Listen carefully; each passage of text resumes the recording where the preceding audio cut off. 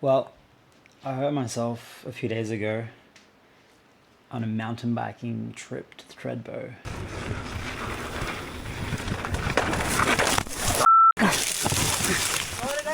It's very annoying because in 11 days' time, I'm gonna race an event that I was training for the last sort of 3 to 4 months. It's called the Cape Town Cycle Tour. For the 47th time on the second Sunday in March, the South African cycling community gathered for the iconic Cape Town Cycle Tour. 28,000 amateurs took to the boulevards and streets of the mother city for a 109-kilometre circumnavigation of the peninsula. I'm still committed to doing it.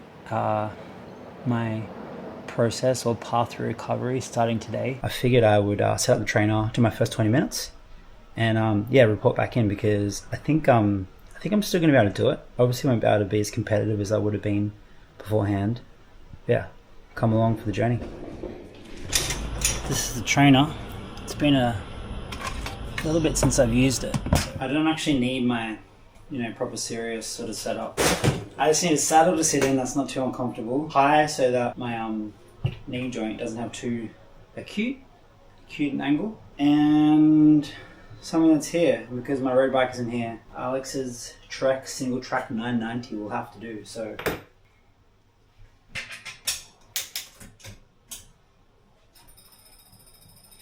And we have a functioning bike. This is where the bulk of the rib pain is coming from. So the handlebars kind of went in here and you can see some bruises. This is sore, this whole rib is pain, this hip is sore, this whole knee is obviously swollen. And this hand is so cycling shoe of choice for these flat pedals is my faithful Crocs. So I'm at the 22-minute mark and I've done a little bit more than I was supposed to. Only by 2 minutes and 49 seconds, so shoot me. Knee's feeling good, it's still tight, but I think I can definitely see the road back. Okay, so it is day 2 on trainer. A lot more movement, which is great. We'll do 30 minutes today. 30 minutes easy spinning, and then, we'll call it a day. Workout resumed. Cool. Okay, so obviously the big goal here is getting to the stage in 10 days' time where I can ride 110 kilometers at 40 kilometers an hour. Okay. Day 3. Day 4. Recovery day number 5. Day 6 of the recovery mission. Workout resumed. Workout started. Workout started. Workout started. That is 40 minutes. Average cadence, 91. I think that's the sweet spot. 699 calories. Let's round it up to 700. My knee is feeling better. Well, today's a week since the crash. Probably the first morning getting out of bed that I didn't sort of wince too hard in pain, which is a good sign. Oof. Workout saving. Rico day 5 done. Knee was feeling great. That was a sweaty one. Let me sit down and talk through the stats. A recovery day on the 25th, so Wednesday. Thursday 26th was a Rico day, so Wednesday I did 5Ks. Thursday I did 12Ks. Rico day 3, I did 14Ks, 42 minutes. And then Rico day 4, 50 minutes, 20Ks. So today's Monday. I'm racing what will be Sunday afternoon Australian time, Sunday morning Cape Town time. So basically, this is day 1 of a 7-day cycle. On the 7th day I'll be riding. I've got a 20+ hour international trip in between that. Thank you. So 13.5 hours, just landed in Joburg. I've got 5 hours on the ground here. I've got to collect my bike from the international terminal and then change over to the domestic terminal, check in, and then 2.5 hour flight to Cape Town. So having some fun. Thanks, brother. Have a good one, eh? I'm absolutely smashed. I've just got to Cape Town Airport. It's 2 down, 1 bike to go. Thank you so much. Flight was good. I got an upgrade, so I was able to stretch my legs out, which was nice. I'm looking at my bike for the first time, and it doesn't appear to have been opened. There's my kit, shoes, helmet, nutrition. Seem to have got here okay. Pump, tools. I think we have a success, ladies and gentlemen. Take these wheels out.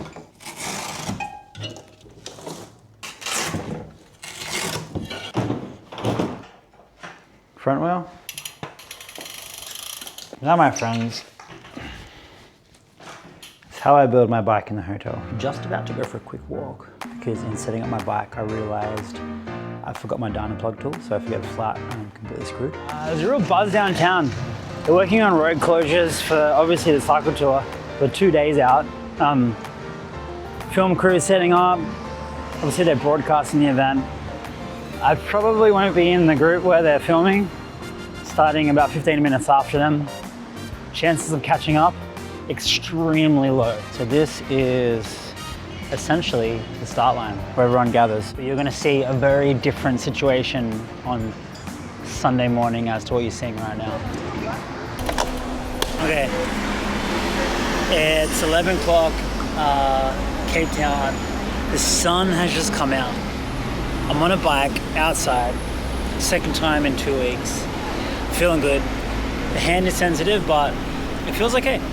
Knee, not a problem. So where I'm riding now is like basically the last 10 Ks of the course. It's definitely a beautiful day. I mean, check this. That's Table Mountain. Actually, that's the Lion's Head straight ahead. Table Mountain is the one covered in the clouds. That's Signal Hill straight up there. What about my hand's so sore? Like, I think the adrenaline on the day, I'm gonna be fine. I don't know if my knee's gonna hold up to the end, but I reckon we just send it and see how deep we can go into the 110, and whatever happens, happens. Well, there we have it. 40 Ks. I have a sore hand, but other than my sore hand, I'm feeling pretty good. Hey, you have a great day.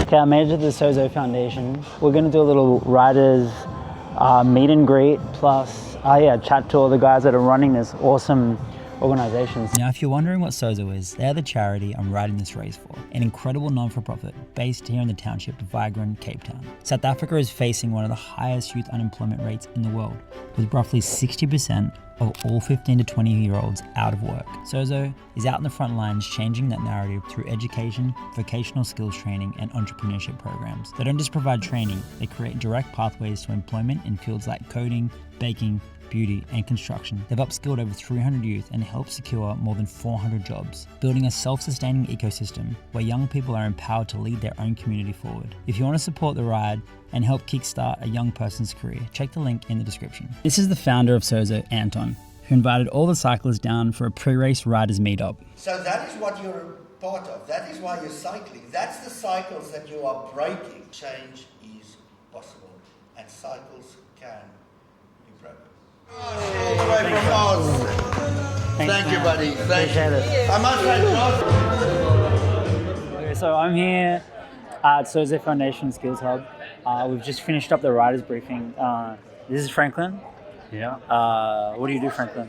So I'm skills development coordinator here at Sozo Foundation, and I'm part of the team, and it's a really good organization. They do a lot of good work in the community, and we're all about changing lives and impacting lives. So I'm glad to be part of the team. And it was pretty much time to go. I got one more ride in around the city, and then...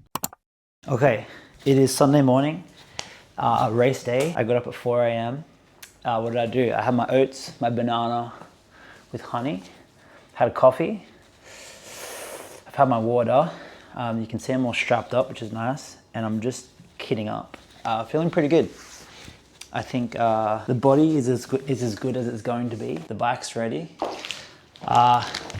This is the racing nutrition strategy. So every 20 minutes I'm gonna take a gel, which should put me on roughly 70 to 80 grams of carbohydrate per hour. come on, who's coming in and out? We're at the front of the start chute, Group 1A. It looks like there's a good amount of riders here are going to work. Thank you. Because you so much Paul the Crux. And every start group's going to give us a hoopla this morning. Let's ride the start line. 5, 4, 3, 2, 1.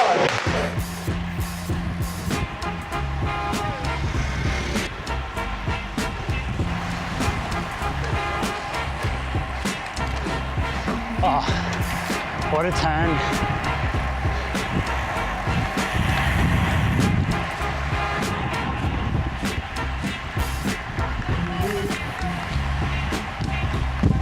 There's a brutal headwind. But what a view. What an absolute stunner of a view.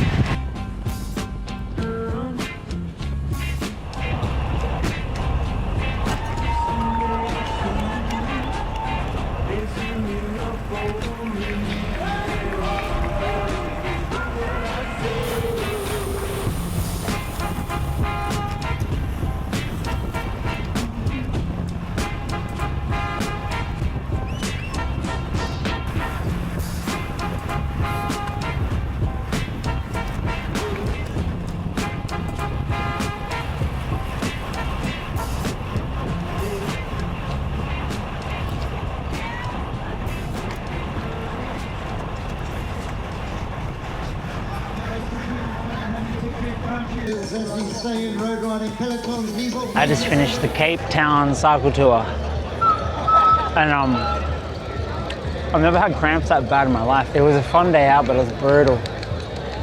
20 to 30 kilometer hour headwinds, but yeah. What do I think of the Cape Town cycle tour? I love it. I was in a 5-man breakaway. Well, 3 men and 2 children.